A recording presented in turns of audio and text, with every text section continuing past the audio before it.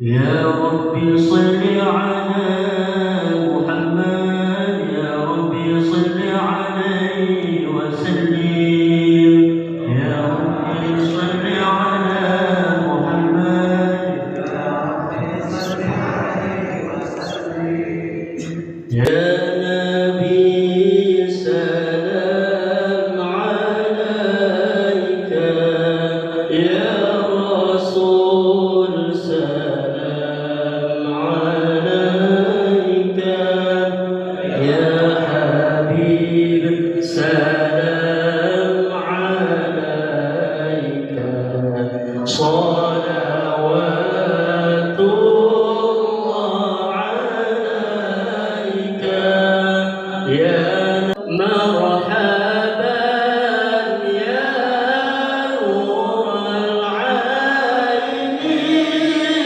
مرحبا مرحبا مرحبا جاد الحسين الله مرحبا مرحبا طلع البدر علينا من ثنيات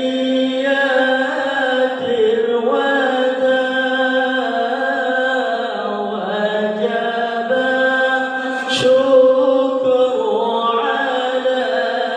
علينا ما دعا لله هداه. Assalamualaikum warahmatullahi wabarakatuh.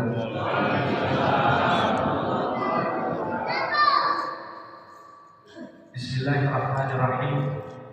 Alhamdulillah.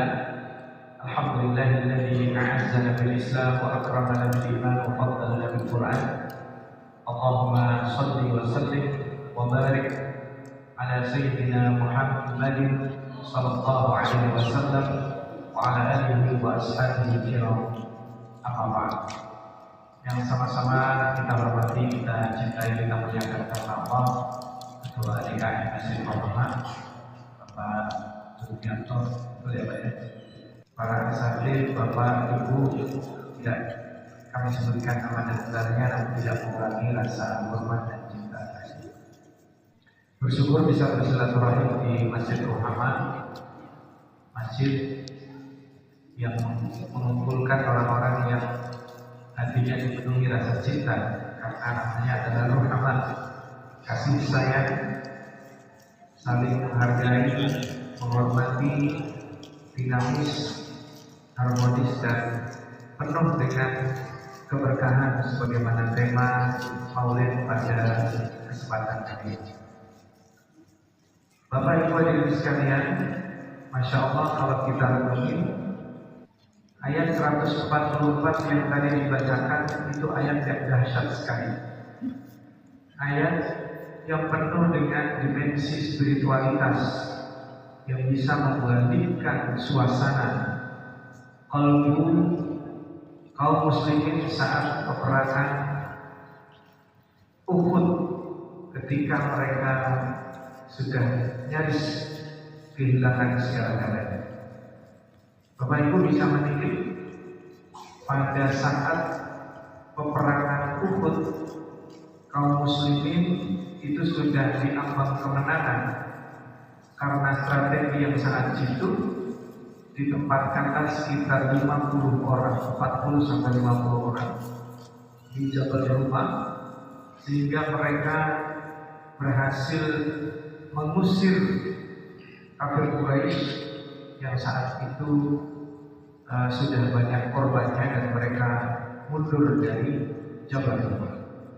Tetapi ada satu hal yang menarik, karena pesan Rasulullah SAW, apapun yang terjadi jangan tinggalkan bukit. Jadi para pemanah ini diminta untuk tetap menjaga Jabal Rumah karena mereka para pemanahnya. Tetapi ketika seusai kufar Quraisy mundur, dipungutlah ghanimah, keuntungan yang didapatkan, sisa-sisa yang ditinggalkan oleh kufar Quraisy.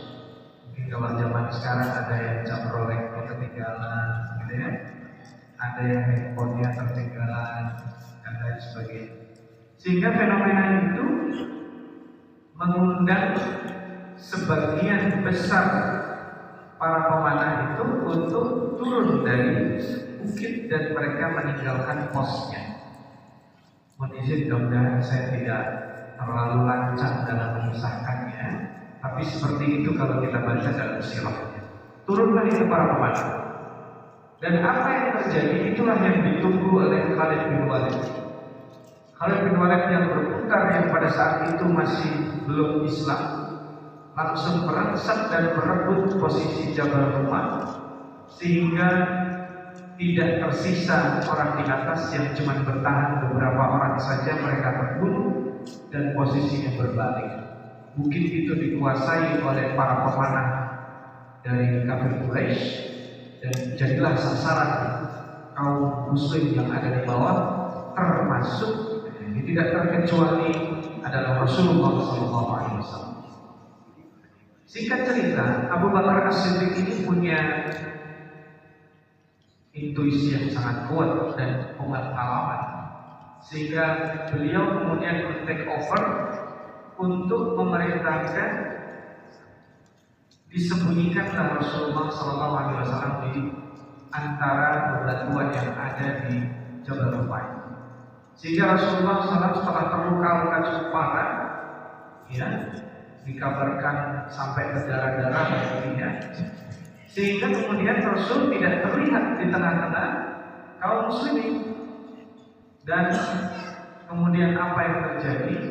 Muncullah berita hoax, dimunculkan Muhammad mati, dan itu menyebar cepat sekali, meruntuhkan mental kaum muslimin yang sedang bertahan dari gempuran orang kafir Quraisy yang mereka comeback. Dan apa yang terjadi? Keputusan juga diambil oleh Abu Bakar As-Siddiq yang mengusulkan, wahai Rasulullah, saatnya menampakkan diri lagi. Jadi Rasulullah SAW itu saatnya menampakkan diri lagi, supaya terlihat bahwa Rasul itu tidak mati, masih ada di tengah-tengah.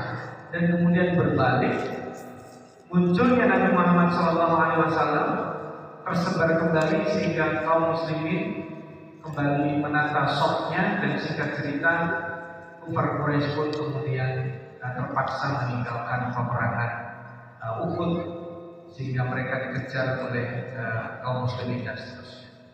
Poinnya bukan cerita itu, nanti Bapak dan Ibu bisa lihat kembali. Poinnya adalah pada ayat yang tadi dibacakan, luar biasa. Jadi poinnya adalah ketika Allah berfirman dari A'udzubillahi minasyaitonirrajim, wa ma Muhammadun illa rasul. Tapi Muhammad itu hanya messenger, hanya orang yang diutus membawa risalah. Al-Qalam min qablil rusul. Sebelum itu juga ada orang seperti beliau. Afa imata aw qutilan qalabtum ala aqabikum. Apakah ketika dia wafat, mati atau terbunuh, kalian akan kembali lagi menjadi orang-orang yang tidak beriman kepada dakwah yang dibawa oleh Nabi Muhammad SAW. Jadi poinnya di situ diingatkan tentang peristiwa yang sangat luar biasa dialami oleh kaum muslimin saat ini. Dan ini ayat dibacakan juga oleh Abu Bakar saat Umar bin Khattab tidak menerima wafatnya Rasulullah SAW. Jadi singkat cerita, Umar bin Khattab tidak terima ketika mendengar kabar Rasulullah SAW dikabarkan meninggal dunia. Beliau tidak terima. Dan ketika sampai di depan Abu Bakar As-Siddiq, dibacakanlah ayat ini. Jatuhlah pedang Umar bin Khattab. Dia mengatakan sampai seolah-olah ayat ini baru saja turun, padahal ayat ini turun sudah lama sekali, bertahun-tahun yang lalu.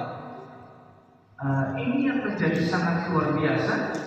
Pengalaman-pengalaman spiritual para sahabat itulah yang membuat mereka kuat, yang membuat mereka bahkan mengesampingkan kondisi materi dan fisik mereka. Poin yang ingin saya sampaikan Bapak dan Ibu hadirin sekalian dalam rangka memperingati Maulid Nabi Muhammad SAW adalah bagaimana spirit beliau, kasih sayang beliau, bagaimana kita meneladani beliau dalam kondisi apapun, beliau selalu berpikir pada umatnya. Coba bayangkan kalau dalam peperangan seperti itu, kira-kira pemimpin perang itu adanya di mana? Beliau ada di lapangan. Kalau hari ini peperangan, pemimpin perangnya adalah orang yang paling terlindungi, adalah orang kalau menjadi korban peperangan, dia menjadi orang yang paling terakhir karena dia menjadi pusat umat. Tapi lihat apa yang terjadi pada Rasulullah SAW. Beliau menjadi orang yang sangat punya awareness, punya kepedulian terhadap umatnya.